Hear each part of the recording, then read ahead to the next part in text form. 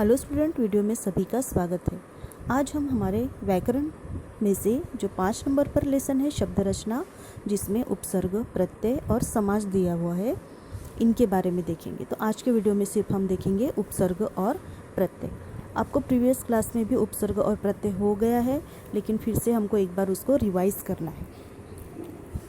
तो सबसे पहले कुछ बातें ध्यान में रखना ज़रूरी है।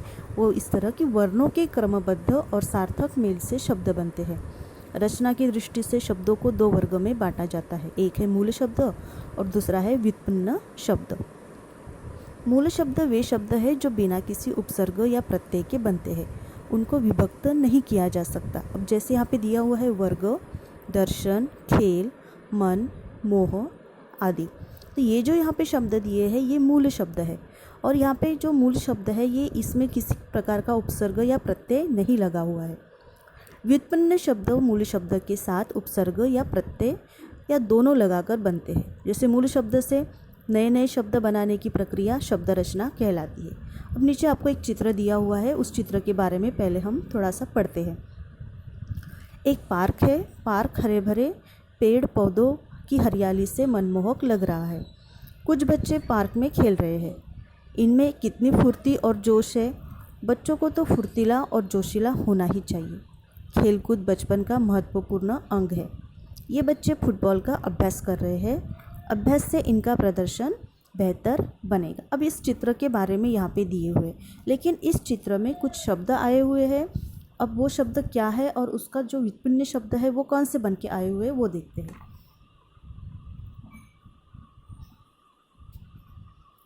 अब यहाँ पे हम देख सकते हैं कि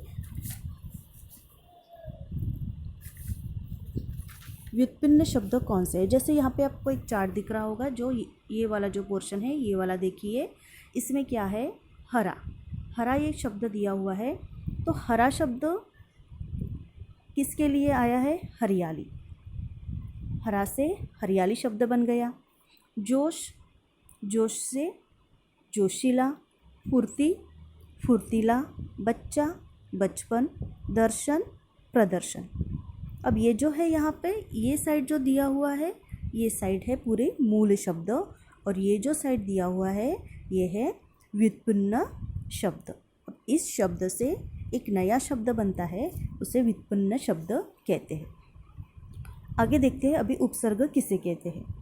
अब जो शब्दांश मूल शब्द के पहले लगकर उसके अर्थ में परिवर्तन लाते हैं वे उपसर्ग कहलाते हैं। फॉर एग्जाम्पल यहाँ पे दिया हुआ है, मैं आपको बताती हूँ।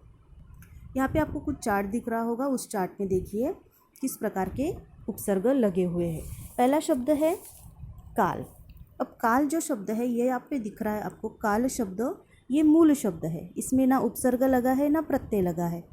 लेकिन अगर मैं इसके आगे एक शब्दांश लगाती हूँ, जैसे अ मैंने लगाया, तो इसका जो उपसर्ग लगा हुआ शब्द है वो क्या बनेगा? अकाल। मीन्स अ प्लस काल, अकाल। तो इसमें हम देख सकते हैं ये जो अ है ये है उपसर्ग, जो काल है ये है मूल शब्द, और जो अकाल है ये उपसर्ग लगाकर नया एक शब्द बना हुआ है। अब यहाँ पे देखिए दूसरा शब्द सेवक। मूल शब्द है सेवक। अब सेवक को मैंने उपसर्ग लगाया है स्वयं। अब उसका जो शब्द बना है स्वयं सेवक, उपसर्ग लगाकर। उसी प्रकार देखिए जोर, कम उपसर्ग लगाया तो कमज़ोर बन गया। हाजिर, गैर उपसर्ग लगाया तो गैर हाजिर बन गया। पुत्र, सु उपसर्ग लगाया तो सुपुत्र बन गया। पेट, पेट को मैंने भर उपसर्ग लगाया तो भरपेट बन गया। उसके बाद पसंद, पसंद को मैंने ना उपसर्ग लगाया तो ना पसंद हो गया। और योग, अब योग को मैंने प्र उपसर्ग लगाया तो शब्द बन गया प्रयोग। तो ये जो सारे यहाँ पे शब्द दिए हुए हैं ये उपसर्ग लगाकर शब्द बने हुए हैं। तो एक बात आपको फिर से यहाँ पे ध्यान में रखनी है, मूल शब्दों को, मूल शब्द जो होते हैं जो यहाँ पे दिखाई देते हैं आपको, यहाँ पे जो ये सारे शब्द है ये है मूल शब्द। अब इन मूल शब्दों को मैंने ये उपसर्ग लगाया, मीन्स इन शब्दों के मैंने इसको आगे की साइड में लगाया तो ये बन गए उपसर्ग। और उपसर्ग लगे हुए जो शब्द है ये दोनों मिला के बनते हैं नए शब्द जिसमें परिवर्तन होता है। तो ये हो गया उपसर्ग। सिर्फ एक बात ध्यान में रखनी है, उपसर्ग मूल शब्द के पहले लगाया जाता है, उन्हें उपसर्ग कहा जाता है। आगे देखते हैं, यहाँ पे कुछ चार्ट दिया हुआ है, उस चार्ट में आप देख सकते हैं कि कितने सारे उपसर्ग लगे हुए शब्द ये आपके जो बुक में है पेज नंबर 51 पे। इस चार्ट को आपको अच्छे से पढ़ना है। अब ये हो गए उपसर्ग। अब देखते हैं हम लोग प्रत्यय। प्रत्यय की पहले व्याख्या देखिए। जो शब्दांश मूल शब्द के अंत में लगकर उसके अर्थ में परिवर्तन ला देते हैं वे प्रत्यय कहलाते हैं। अब उपसर्ग मूल शब्द के पहले लगते हैं, लेकिन प्रत्यय जो है सफिक्स जो है वो मूल शब्द के बाद में लगते हैं, पीछे लगते हैं। जिस प्रकार यहाँ पे आपको दिख रहा होगा, मैं दिखाती हूँ आपको। जैसे उपसर्ग हमने समझे थे उसी प्रकार हम अब यहाँ पे प्रत्यय भी समझेंगे। अब देखिए यहाँ पे प्यार शब्द है ना, ये हो गया यहाँ पे मूल शब्द। अब मूल शब्दों को मैंने आ उपसर्ग लगाया तो प्यार प्लस आ क्या बन गया, प्यारा। दूसरा है इतिहास। इतिहास मूल शब्द है, इतिहास को मैंने इक प्रत्यय लगाया तो शब्द बन गया ऐतिहासिक, मीन्स इतिहास प्लस इक ऐतिहासिक। उसके बाद है राष्ट्र। राष्ट्र प्लस ईय तो क्या बना है ये, राष्ट्रीय। उसके बाद है रंग प्लस इन, रंगीन, है ना। तो यहाँ पे जो शब्द दिए हुए हैं ये मूल शब्द, इन मूल शब्दों को अगर मैं प्रत्यय लगाती हूँ तो एक नया शब्द परिवर्तित हो जाता है, नया शब्द बन जाता है। जैसे यहाँ पे मच्छर है ना, ये शब्द दिया हुआ है मूल शब्द। अब दानी अगर मैं प्रत्यय लगाती हूँ तो क्या बन जाएगा, ये मच्छरदानी। उसी तरह यहाँ पे देखिए लास्ट वाला आन और थक। अब ये जो है थक ये मूल शब्द है, आन प्रत्यय है और उसके बाद वो थकान शब्द बन गया है। उसी तरह देखिए चाचा प्लस एरा, एरा प्रत्यय है और शब्द बन गया चचेरा। बूढ़ा मूल शब्द, आपा प्रत्यय और शब्द बन गया बुढ़ापा। तो इस तरह जो भी यहाँ पे शब्द दिखाई दे रहे हैं आपको, वो शब्द प्रत्यय लगकर नए शब्दों में परिवर्तित हो जाते हैं। तो इन्हें कहेंगे हम यहाँ पे प्रत्यय है, ये है मूल शब्द है, इसमें लगे हुए ये है प्रत्यय और इन दोनों को मिलाकर बन जाते हैं नए शब्द। तो यहाँ पे इस तरह से यहाँ पे प्रत्यय लगकर शब्द बने रहते हैं। अब आगे देख सकते हैं हम लोग कि कुछ चार्ट दिया हुआ है आपको, उस चार्ट में थोड़ा सा ध्यान से देखिए उस चार्ट को। अब यहाँ पे क्या दिया हुआ है कि उपसर्ग और प्रत्यय तो ये अलग अलग लगकर हमने शब्द देखे हैं। कुछ शब्दों को पहले सिर्फ उपसर्ग लगा हुआ है, फिर उसको उपसर्ग लगकर वो नया शब्द बना है।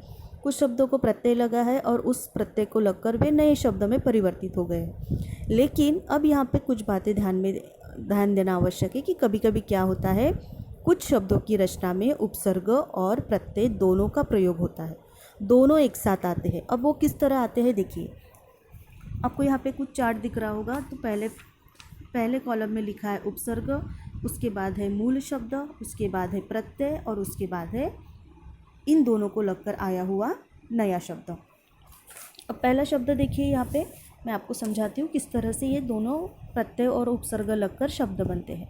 तो एक शब्द यहाँ पे पहला शब्द देखिए विश्वास, है ना। तो यहाँ पे विश्वास को मैं अगर अ उपसर्ग लगाती हूँ तो अगर मैं सिर्फ इतना देखूँगी इनको तो कितना क्या बनेगा ये वर्ड, अविश्वास, है ना। सिर्फ उपसर्ग लगाकर बनाते हैं हम लोग अगर ये शब्द, तो ये अविश्वास है। उसके बाद अगर सिर्फ मैं विश्वास ये मूल शब्द है और इसको मैं प्रत्यय लगाती हूँ तो ये बन जाएगा विश्वासी। तो देखिए यहाँ पे अ उपसर्ग लगाकर बनेगा विश्वास का अविश्वास, और अगर मैं अ न लगाकर सिर्फ ई लगाती हूँ उसके पीछे विश्वास के पीछे, तो यानी विश्वास के बाद, तो ये बनेगा विश्वासी। लेकिन अब मैं अ भी लगा रही हूँ और ई भी लगा रही हूँ, यानी अ प्लस विश्वास प्लस ई क्या बनेगा, अविश्वासी। उसी प्रकार देखिए दूसरा राष्ट्र। राष्ट्रों को